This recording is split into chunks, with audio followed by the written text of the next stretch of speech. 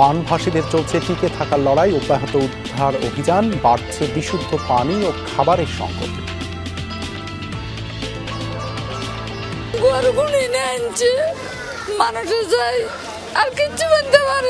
কাঁচা পাকা সমস্ত বাড়ির পানির নিচে আছে। আমার ঘরে বাতি চাইলো নাই, কিচ্ছু নেই, বহুত অসুবিধা আছি, চুলো নাই যে রাব্বি কেমন। নোয়াখালীতে খুলে দেয়া হলো সুইচ গেটের 23 রেগুলেটর।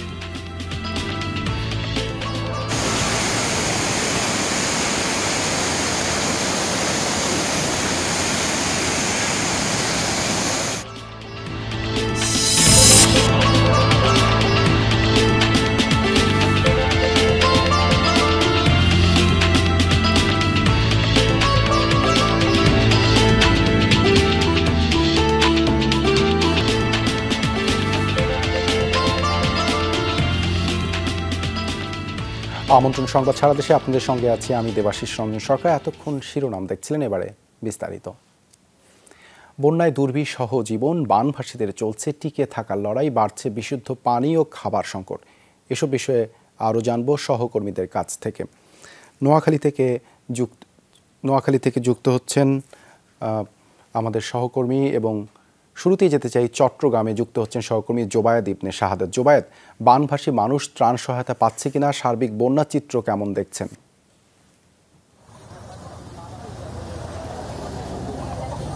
দেবাশিস, বানভাসী মানুষের জন্য আমরা দেখতে পাচ্ছি কিছুক্ষণ পরপরই ত্রাণবাহী যে ট্রাকগুলো আছে বিভিন্ন স্বেচ্ছাসেবী সংগঠন নিয়ে আসছে, পাশাপাশি সেনাবাহিনীও ত্রাণ দিচ্ছে। এই জায়গায় যে জায়গায় আমি আছি এটা হচ্ছে ফটিকছড়ির পাইন্দম এলাকা, এবং এখানে প্রায় 2000-এরও বেশি পরিবার পানিবন্দী। নিশ্চয়ই দেখতে পাচ্ছেন পানি এই জায়গায় যতটুকু আছে, আমি যে জায়গায় দাঁড়িয়ে আছি প্রায় 1 হাঁটু পানি, এবং ভিতরে গেলে প্রায় 1 কোমর থেকে 1 বুক পর্যন্ত পানি আছে। ভিতরে যাওয়াটা অনেকটাই দুষ্কর, পানির কিছুটা স্রোতও আছে। আর যে সকল কাঁচা ঘরবাড়ি আছে সেগুলো অনেকটাই বলতে গেলে এক প্রকার পানিতে নিমজ্জিত, সেখানে রান্না বান্না কিংবা চুলা জ্বালানোর মতো কোনো উপায় নেই, তাই তারা ত্রাণের উপরে নির্ভর করছেন। স্থানীয় যারা তরুণ যুবক আছেন তারাও কিন্তু নিজেদের এলাকার মানুষকে সহযোগিতার জন্য বিভিন্ন যারা ত্রাণ নিয়ে আসেন তাদেরকে তারা গাইড করছেন, এবং তারা বলছেন নিজের এলাকার জন্য যদি তারা কোনো কাজ করতে পারেন সেটা তাদের জন্যই একটা ভালো লাগার ব্যাপার। এবং এই সময়টাতে বিভিন্ন স্বেচ্ছাসেবী সংগঠন থেকে শুরু করে বিভিন্ন জাতি ধর্ম বর্ণ নির্বিশেষে সবাই ছাপিয়ে পড়ছেন। এই বিষয়টা ফটিকছড়ির মানুষকে আনন্দিত করেছে। তারা বলছে যে এইভাবেই যদি একজন আরেকজনের প্রতি এগিয়ে আসে তাহলে বন্যায় যারা ক্ষতিগ্রস্ত হচ্ছে তারা খুব দ্রুত ক্ষতি কাটিয়ে উঠতে পারবে। দেবাশিস, ধন্যবাদ জোবায়েদ আমাদের সাথে চট্টগ্রাম থেকে যুক্ত হবার জন্য।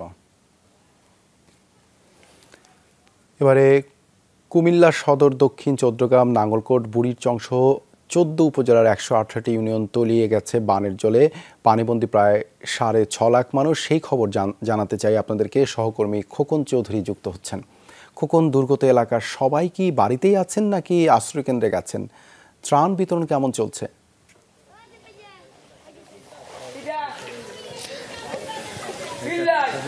দেবাশিস, আসলে এর আগের সংবাদেও আমরা যে বিষয়গুলো জানিয়েছিলাম, আসলে বেশিরভাগ মানুষই কিন্তু এখনো তারা তাদের বাড়িঘরে আটকে পড়েছেন। অর্থাৎ এইসব এলাকার মানুষ কিন্তু এই ধরনের বন্যার সঙ্গে এর আগে কখনো মোকাবেলা করেনি। ফলে কিন্তু আসলে যে বন্যা পরিস্থিতি মোকাবেলার জন্য যে বিষয়গুলো অতি প্রয়োজন, যেগুলো নৌকা কিংবা স্পিড বোট, এই সমস্ত জিনিসগুলি না থাকার কারণে কিন্তু আসলে উদ্ধার করা তাদেরকে এটিও একদিকে যেমন সম্ভব হচ্ছে না, অন্যদিকে কিন্তু তাদের কাছে ত্রাণও পড়ছে না। ফলে কিন্তু গত 4 দিন ধরে কিন্তু আসলে বেশিরভাগ মানুষ এই অর্ধাহারে অনাহারে রয়েছে। আমি এখন যে এলাকাটিতে রয়েছি এটি সদর দক্ষিণ উপজেলার শিবপুর এলাকা।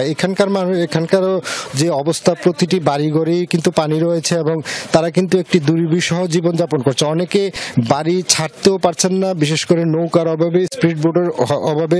এখন গত 2 দিন ধরে যেই এই বন্যা পরিস্থিতির সঙ্গে যেটা নতুন করে যুক্ত হয়েছে সেটি হচ্ছে ডাকাত আতঙ্ক। আসলে বিভিন্ন এলাকা থেকে আমরা কিন্তু খবর পাচ্ছি রাতের আধারে একদল অসাধু চক্র তারা কিন্তু নৌকা কিংবা স্পিড বোট নিয়ে কিন্তু বিভিন্ন এলাকায় ডাকাতির চেষ্টা করছেন বা কোথাও কোথাও ডাকাতি হচ্ছে।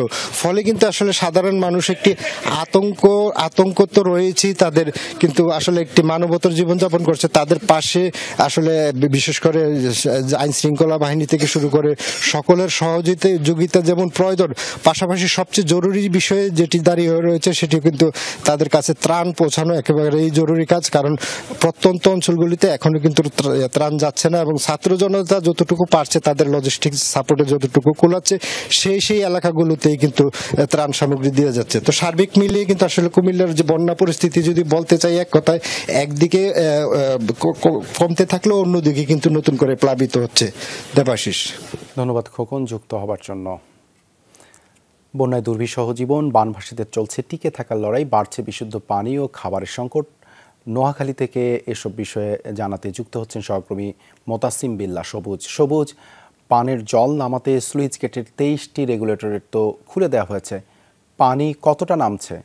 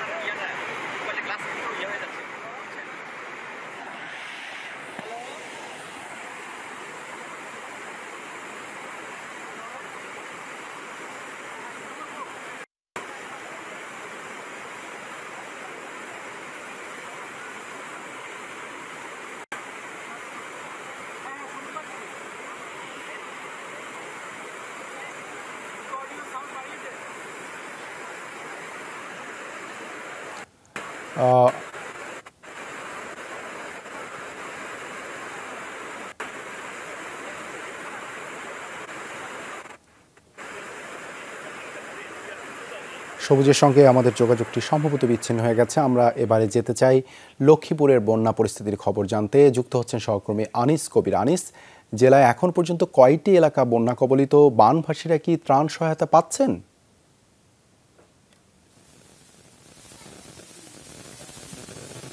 আসলে লক্ষ্মীপুরে এখন পর্যন্ত যে বন্যার পরিস্থিতি দেখা যাচ্ছে প্রতিনিয়ত কিন্তু পানি বাড়তে শুরু করেছে, যার কারণে আমি যে জায়গাটিতে আছি এইখানে প্রায় 20টি পরিবার বসবাস করে। আমি যদি এখানে দেখার চেষ্টা করি যে যারা পানিবন্দী আছেন তারা কিন্তু অনেকে ঘর বাড়ি ছেড়ে তারা কিন্তু আশ্রয়কেন্দ্রে অনেকে চলে গেছেন, আর কেউ কিন্তু এখনো আশ্রয়কেন্দ্রে গিয়ে তারা কিন্তু তাদের যে জিনিসপত্রগুলো আছে সেগুলো তারা বিভিন্ন তাদের যে খাটগুলো আছে খাটের উপরে তারা রেখে চলে গেছেন।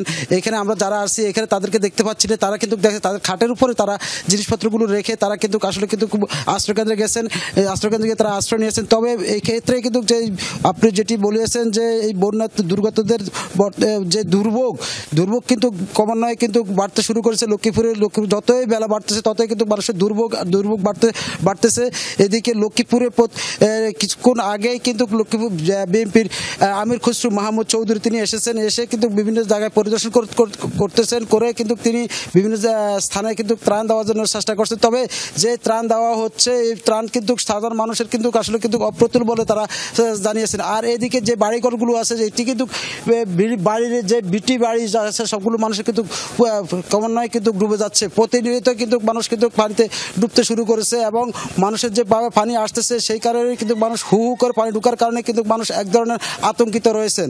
তবে যে বন্যার যে দুর্গত এলাকা রয়েছে সেই এলাকাতে দ্রুত যে ত্রাণ না এবং বিশুদ্ধ পানি যদি সহায়তা না করা হয় তাহলে কিন্তু মানুষের কিন্তু এক ধরনের দুর্ভোগ পড়তে হচ্ছে বলে তারা জানিয়েছেন। তবে জেলা প্রশাসক জানিয়েছেন যে তাদেরকে যত দ্রুত সম্ভব এবং ত্রাণ দেওয়ার জন্য তারা সকল প্রস্তুতি গ্রহণ করেছেন এবং বিভিন্ন যে সংগঠনগুলো রয়েছেন এবং অন্যান্য যে সংগঠনগুলো রয়েছে তারা কিন্তু ত্রাণ দেওয়ার জন্য ক্ষুদ্র ত্রাণ নিয়ে তারা কিন্তু ব্যবস্থা গ্রহণ করার জন্য বিভিন্ন স্থানে ছুটে বেড়াচ্ছেন বলে আমরা দেখতে পাচ্ছি। ধন্যবাদ আনিস যুক্ত হবার জন্য। এবারে আমরা যেতে চাই আবারও নোয়াখালীতে মোতাসিম বিল্লাহ সবুজের কাছে। সবুজ, বানের জল নামাতে স্লুইস গেটের 23টি রেগুলেটর তো খুলে দেওয়া হয়েছে, পানি কতটা নামছে?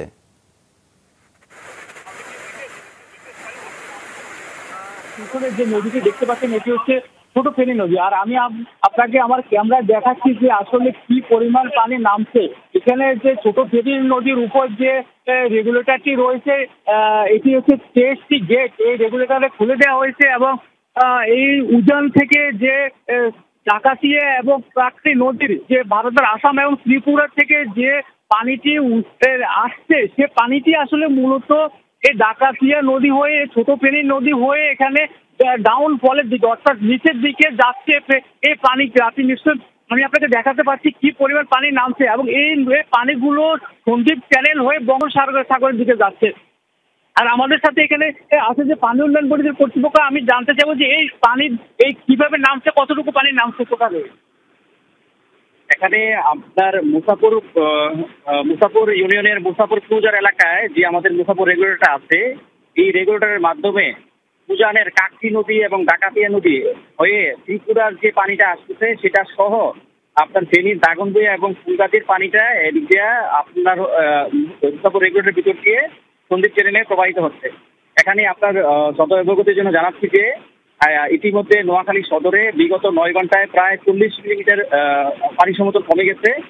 কিন্তু এই যে আপনার কোম্পানিগঞ্জ এবং সেনবাগ উপজেলা যেহেতু উজানের ঢলে পানিটা, আপনি শুনতে পেলেন যে আসলে নোয়াখালীর এই যে পানি নামার ফলে, আর একটা যদি বলে রাখি যে গত কয়েকদিন পানি কম নামার কারণ হচ্ছে যে পূর্ণিমা ছিল এবং নদীতে ভরা জোয়ার ছিল, এবং পানি নদীতে ভর্তি থাকার কারণে উজান থেকে যে পানিগুলো এসেছিল সেগুলো আসলে নামার সুযোগ ছিল না। গতকাল যখন পূর্ণিমা এবং জোয়ারের পানি নদীতে কমে গিয়েছে, এখন পানিগুলো নামার সুযোগ, সেজন্য আসলে তীব্র বেগে পানি উপর থেকে নিচের দিকে যাচ্ছে। আর আপনাকে যদি বলি যে কি পরিমাণ নামছে, সেটি হচ্ছে যে পানি উন্নয়ন বোর্ড যেটা আমাদেরকে বলছে যে গত 12 ঘন্টায় 3 সেন্টিমিটার পানি নেমেছে, এবং গত 3 ঘন্টায় 1 সেন্টিমিটার পানি নেমেছে। তাহলে বোঝা যাচ্ছে যে আসলে খুব দ্রুতই পানি কমে যাচ্ছে।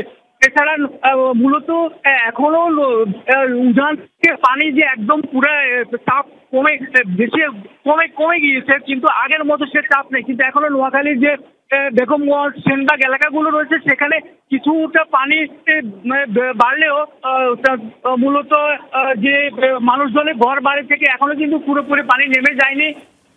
আর এখন নোয়াখালীতে বৃষ্টি হচ্ছে না বলা যায়, এখন রোজ সেই হিসাবে বৃষ্টি যদি আর না হয় তাহলে ধীরে ধীরে পানিগুলো কমে আসবে।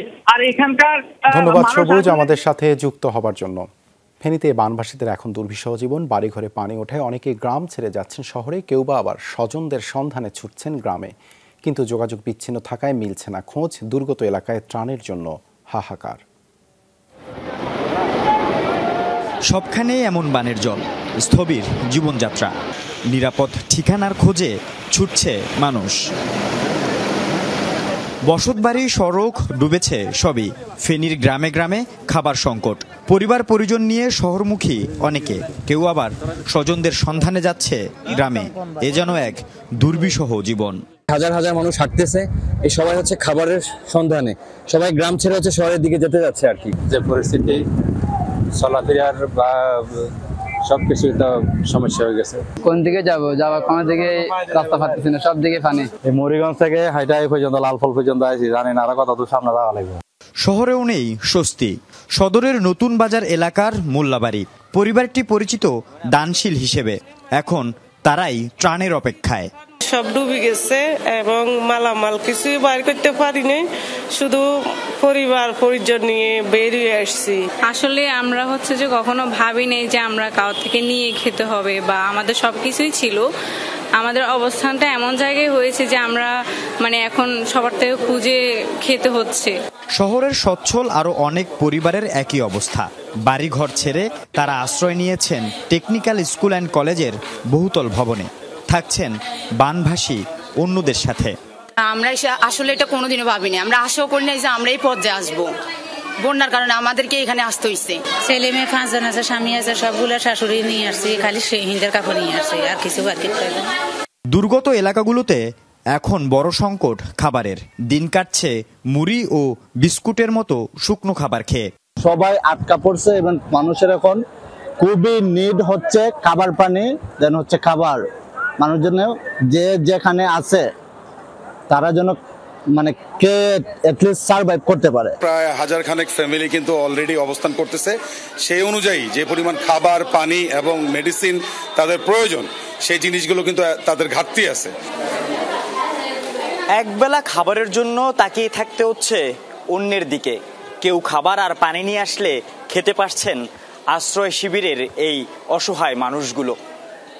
এই সংকটে তাদের পাশে বিশুদ্ধ পানি, খাবার ও মেডিসিন নিয়ে আসার আহ্বান জানিয়েছেন সমাজের উচ্চবিত্ত মানুষগুলোকে। আল আমিন শিকদার, যমুনা নিউজ, ফেনী। কানাইঘাট সীমান্ত থেকে গ্রেপ্তার সাবেক বিচারপতি শামসুদ্দিন চৌধুরী মানিককে তোলা হবে সিলেটের জেলা ও দায়রা জজ আদালতে। এ বিষয়ে জানাতে সিলেট থেকে যুক্ত হচ্ছেন সহকর্মী নাবিল হোসেন। নাবিল, শামসুদ্দিন চৌধুরী মানিককে তো আদালতে নেওয়া হয়েছে, তাকে রিমান্ডে নেওয়া হবে কিনা সে বিষয়ে বিস্তারিত জানাবেন। দেবাশিস, এখন পর্যন্ত আসলে আদালতে তোলা হয়নি, তবে আমরা যেটি জানতে পেরেছি যে কিছুক্ষণের মধ্যেই তাকে এই যে সিলেটের জেলা এবং দায়রা জজ আদালত সেখানে তোলা হবে। তবে রিমান্ডে নেওয়ার বিষয়টি আসলে এখন পর্যন্ত পুলিশের পক্ষ থেকে আমরা এরকম কিছু শুনিনি। তাকে মূলত আসলে 54 ধারায় গ্রেপ্তার দেখানো হতে পারে, কারণ দেশের বিভিন্ন স্থানে তার নামে যেহেতু একাধিক মামলা রয়েছে, ফলে এই 54 ধারায় তাকে গ্রেফতার দেখে হয়তো জেল হাজতে তাকে প্রেরণ করা হতে পারে। এইরকম তথ্য আমরা পুলিশের মধ্য থেকে আমরা আসলে বিভিন্ন সূত্রে জানতে পেরেছি, তবে রিমান্ডের বিষয় এখন পর্যন্ত জানা যায়নি। আর পুলিশ যেটি জানিয়েছে, হয়তো কিছুক্ষণের মধ্যেই তিনি আসলে সিলেট শহরের যে কোনো একটি স্থানে আসলে পুলিশের নিরাপত্তায় আছেন, ফলে তাকে আদালতে কিছুক্ষণের মধ্যেই নিয়ে আসা হবে। দেবাশিস, ধন্যবাদ আমাদের সাথে যুক্ত হবার জন্য। এই ছিল সংবাদ সারা দেশের এখনকার আয়োজনে। এতক্ষণ সাথে থাকার জন্য ধন্যবাদ সবাইকে।